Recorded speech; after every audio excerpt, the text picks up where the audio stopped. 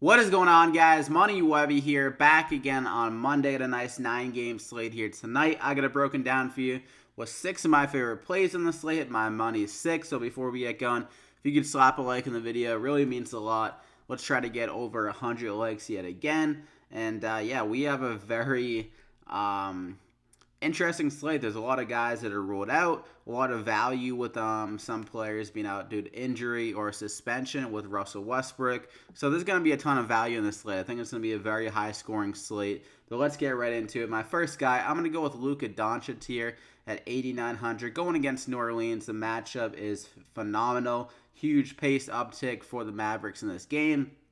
They do struggle a good amount against point guards. Alfred Payton, if he matches up with him, Doncic will be able to get the better of him, I believe. And this is just a perfect matchup for fantasy points. I mean, both these teams aren't playing great defense, especially New Orleans.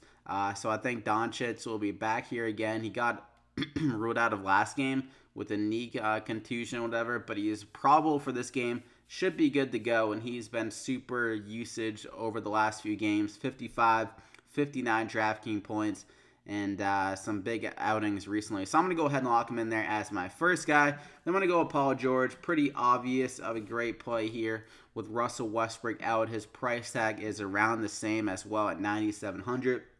So he should be able to see some more usage with the ball in his hands. Obviously, without Westbrook, some more possible assists.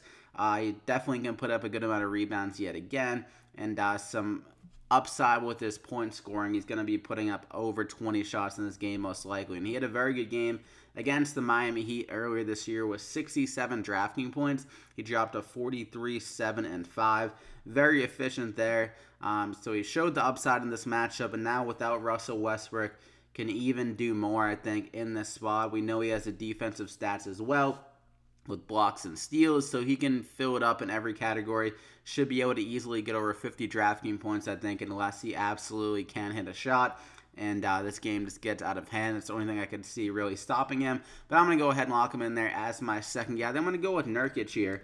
With CJ McCollum out, there's going to be some more offensive touches and stuff like that going Nurkic's way, I think. And he had coming off a really good game against a tough defensive Spurs team. Dropped 55 DraftKings points there. Had a big double-double and put up 21 shots. And that's where CJ McCollum did get hurt mid-game. They went to Nurkic a lot more, and I think they could do the same thing here going against Indiana. It's not a great matchup on paper for the Trailblazers, but just how many shots McCollum puts up a game, he is a high volume scorer. And Nurkic, when he does get more looks, he normally has big games. Like when he's putting up over like 15 shots or so, he's going to have some big games. 13 shots against the Hornets, 60 DraftKings points, 14 against the Clips, 38 DraftKings points. So just in the recent last 10 games, when he's putting up a healthy amount of shots, he's putting up some big time lines in just games. So I think this is another big game for him.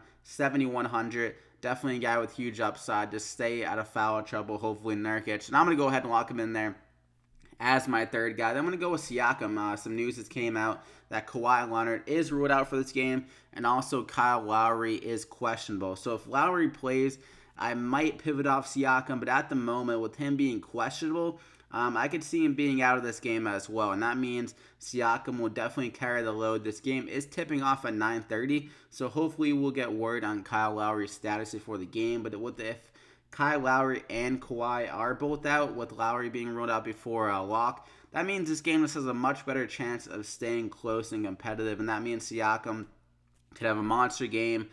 He's had some monster games without Kawhi Leonard in the past, and 6,800 here, really good matchup against the Knicks. I think he could have another one of those games, so hopefully Kyle Lowry is out for Siakam's upside sake, but definitely, like I said, keep an eye on that status. Even if Lowry does play, Siakam still could have a big game, as maybe Lowry sees some less minutes than he typically does.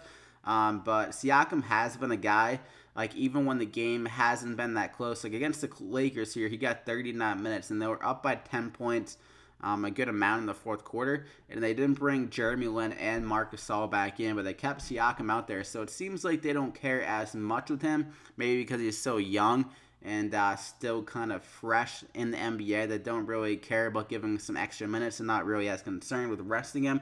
But at 6,800 here, if that's the case again, he's going to have a monster game. So I'm going to go ahead and lock him in there as my fourth guy. Then I'm going to go with Dennis Schroeder. Another guy is going to be very chalky here, but at 5,100, replacing Russell Westbrook, one of the most involved point guard roles in the NBA he'll be replacing.